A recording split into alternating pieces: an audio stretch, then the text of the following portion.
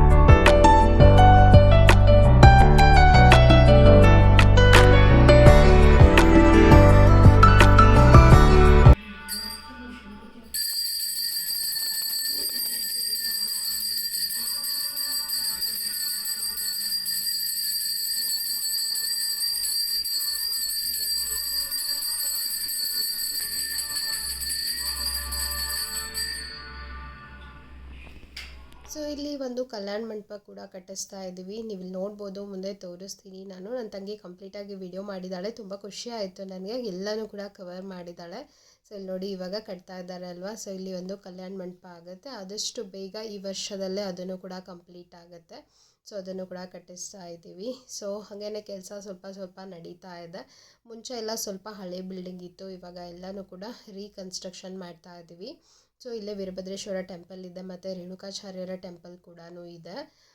So ಹೇಗೆ ಅನ್ನಿಸ್ತು ಇವತ್ತಿನ ವ್ಲಾಗ್ ಅಂತ ಹೇಳಿ ಕಾಮೆಂಟ್ ಸೆಕ್ಷನ್ನಲ್ಲಿ ತಿಳಿಸಿ. ಓಕೆನಾ? ಒಬ್ಬರು ಕಾಮೆಂಟ್ ಮಾಡಿದರೂ ಕೂಡ ನನಗೆ ತುಂಬಾ ಖುಷಿ ಆಗುತ್ತೆ.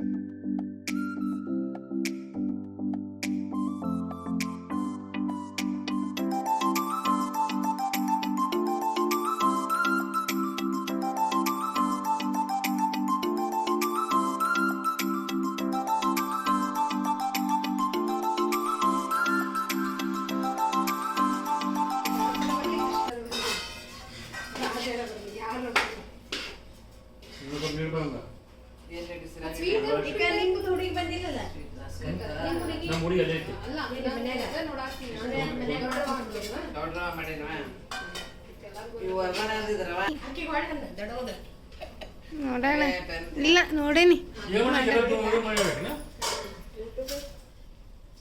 ಕಿಚನ್ನಲ್ಲಿ ನನ್ನ ಜೊತೆ ಮಾತಾಡ್ತಾ ಇದ್ರು ಅಲ್ವಾ, ಪಿಂಕ್ ಕಲರ್ ಸ್ಯಾರಿ. ಅವರು ನಮ್ಮ ದೊಡ್ಡಮ್ಮ ಅಂತ ಅಂದರೆ ಅಪ್ಪಾಜಿಯವರ ಅಣ್ಣನ ವೈಫ್ ಆಗಬೇಕು. ಸೊ ನೋಡಿ, ಅವ್ರ ಮನೆಯಲ್ಲಿ ಒಂದು ಆಕಳು ಮತ್ತು ಅದ್ರ ಜೊತೆಗೆ ಒಂದು ಪುಟ್ಟ ಕರು ಇದೆ. ಸೊ ಇಷ್ಟು ಕ್ಯೂಟ್ ಆಗಿದೆ ಅಲ್ವಾ. ಸೊ ಅದರದ್ದು ವಿಡಿಯೋ ಕ್ಲಿಪ್ಪಿಂಗ್ನ ತೊಗೊಂಡಿದ್ದೀನಿ. ತುಂಬ ಚೆನ್ನಾಗಿತ್ತು. ಪಾಪ ನಾವು ಹತ್ತಿರ ಹೋಗಿ ಕ್ಯಾಮ್ರಾ ಹಿಡ್ಕೊಂಡು ಹೋದರೆ ಏನಾದರೂ ಹಾಕ್ತೀವೇನೋ ಅಂತ ಹೇಳಿ ನೋಡ್ತಾ ಇತ್ತು. ತುಂಬಾ ಕ್ಯೂಟಾಗಿತ್ತು. ಹಾಗೆಯೇ ಹಿಂದ್ಗಡೆ ಬಂದರೆ ಇಲ್ಲಿ ನಮ್ಮ ಅಜ್ಜಿ ಮತ್ತು ಅಜ್ಜ ಅಂದರೆ ನಮ್ಮ ಅಪ್ಪಾಜಿಯವರ ಅಪ್ಪ ಮತ್ತು ಅಮ್ಮ ಅವ್ರದ್ದು ಸಮಾಧಿ ಇದೆ. ಸೊ ಅದಕ್ಕೆ ಈ ರೀತಿ ಪುಟ್ಟದಾಗಿ ಒಂದು ಮನೆ ಥರ ಮಾಡಿದ್ದಾರೆ. ತುಂಬ ಚೆನ್ನಾಗಿ ಕಾಣಿಸ್ತಾ ಇತ್ತು, ಕ್ಯೂಟಾಗಿ. ಸೊ ಹಾಗೆ ವಿಡಿಯೋ ಕ್ಲಿಪ್ಪಿಂಗ್ನ ತೊಗೊಂಡಿದ್ದೀನಿ. ಸೊ ಅವರು ಒಂಥರ ಖುಷಿಯಾಗಿ ನೆಮ್ಮದಿಯಾಗಿ ಅವರ ಆತ್ಮ ಶಾಂತಿ ಆಗಿದ್ರೆ ನಮಗೂ ಕೂಡ ತುಂಬಾ ಒಳ್ಳೆಯದು.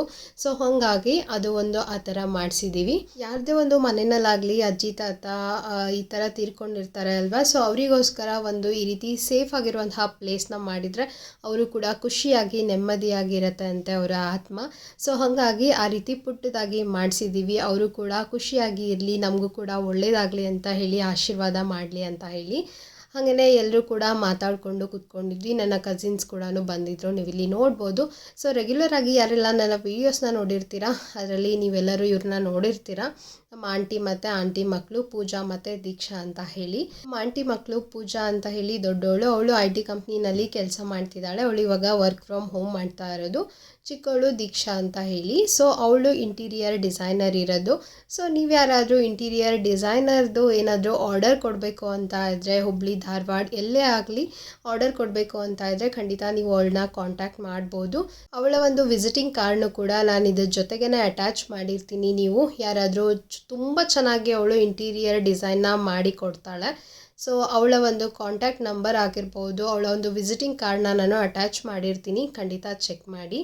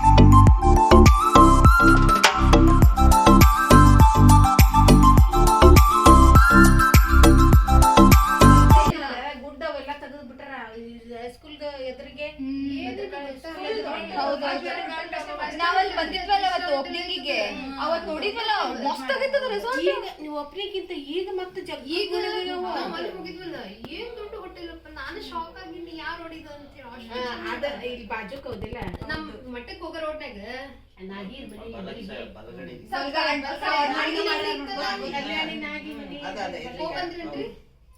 ಹೋಗಂದ್ರ ಜಾತ್ರೆನ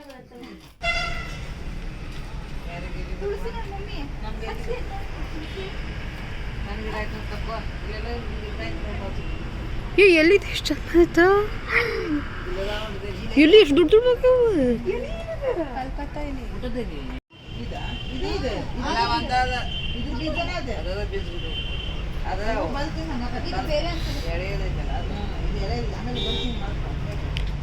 ದೊಡ್ಡಮ್ಮ ಮನೆಯಲ್ಲಿ ಎಲೆದು ಬಳ್ಳಿ ಹಾಕಿದ್ದಾರೆ, ತೋರಿಸಿದೆ ಅಲ್ವಾ ವಿಡಿಯೋದಲ್ಲಿ. ತುಂಬ ಚೆನ್ನಾಗಿ ಸ್ಪ್ರೆಡ್ ಆಗಿದೆ. ಎಲೆ ಅಂತೂ ಇಷ್ಟು ದೊಡ್ಡ ದೊಡ್ಡ ಎಲೆ ಅಂತ ಅಂದರೆ ಆ ಎಲೆನಲ್ಲಿ ಊಟ ಮಾಡ್ಬೋದು, ಅಷ್ಟು ದೊಡ್ಡ ದೊಡ್ಡ ಎಲೆ ಅಂತಲೇ ಹೇಳ್ಬೋದು. ನೋಡಿದ್ರೇ ಖುಷಿ ಆಗ್ತಾಯಿತ್ತು.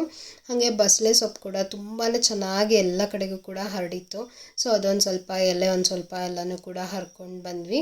ಸೊ ಹಂಗೇ ಕಲ್ಗಟ್ಕಿನಲ್ಲಿನೇ ಒಂದು ಲಕ್ಷ್ಮೀ ದೇವಿ ಟೆಂಪಲ್ ಇದೆ. ಸೊ ತುಂಬಾ ಚೆನ್ನಾಗಿದೆ. ದೇವಿ ಶ್ರಾವಣ ಮಾಸ ಅಲ್ವಾ, ಸೊ ಅಲ್ಲಿಗೂ ಹೋಗಿ ಬರೋಣ ಅಂತ ಹೇಳಿ ಹೋಗಿದ್ವಿ. ಸೊ ಸಾಯಂಕಾಲ ಅಷ್ಟೊತ್ತಿಗೆ ಮನೆಗೆಲ್ಲನೂ ಕೂಡ ಬಂದ್ವಿ. ಸೊ ಇಷ್ಟೇ ಇವತ್ತಿನ ವ್ಲಾಗ್ ಇಲ್ಲಿಗೆ ಎಂಡ್ ಮಾಡ್ತಾ ಇದ್ದೀನಿ. ಹೋಪ್ ನಿಮ್ಮೆಲ್ಲರಿಗೂ ಕೂಡ ಈ ವ್ಲಾಗ್ ಇಷ್ಟ ಆಗಿದೆ ಅಂತ ಅಂದ್ಕೊಂಡಿದ್ದೀನಿ. ಇಷ್ಟ ಆದರೆ ಖಂಡಿತ ಒಂದು ಲೈಕ್ ಮಾಡಿ. ಹಾಗಿದ್ರೆ ನೆಕ್ಸ್ಟ್ ವಿಡಿಯೋದಲ್ಲಿ ನಾನು ನಿಮಗೆ ಸಿಗ್ತೀನಿ. ಅಂಟಿಲ್ ದೆನ್ ಟೇಕ್ ಕೇರ್, ಬಾಯ್.